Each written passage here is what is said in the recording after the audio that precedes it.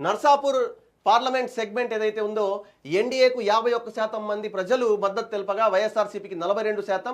ఈ సీటు కమలం కైవసం చేసుకోబోతున్నట్టు ఇక్కడ సర్వే వెల్లడిస్తుంది.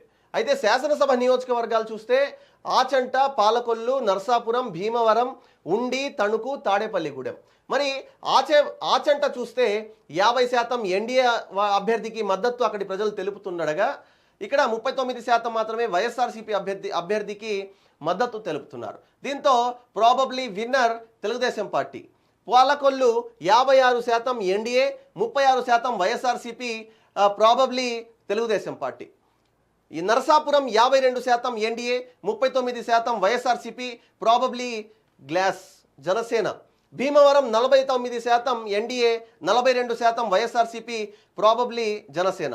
ఉండి రఘురామకృష్ణంరాజు ఎవరైతే ప్రస్తుత ఎంపీగా ఉన్నారో ఉండిలో తెలుగుదేశం పార్టీ అదే ఎన్డీఏ కూటమి అభ్యర్థిగా ఆయన అక్కడ బరిలోకి దిగిన పరిస్థితి. 55%తో ఎన్డీఏకు అక్కడ ప్రజలు మద్దతు తెలపగా 38% మాత్రమే వైఎస్ఆర్సీపీకి మద్దతు తెలుపుతుండడంతో ఇక్కడ తెలుగుదేశం పార్టీ అభ్యర్థి గెలవబోతున్నారు. తణుకు 52% ఎన్డీఏ, 41% వైఎస్ఆర్సీపీ. దీంతో తెలుగుదేశం పార్టీ ఇక్కడ అధికారం చేజిక్కించుకోబోతుంది. తాడేపల్లిగూడెం 49% ఎన్డీఏ, 44% వైఎస్ఆర్సీపీ, ప్రాబబ్లీ జనసేన ఇక్కడ అధికారం దక్కించుకోబోతుంది.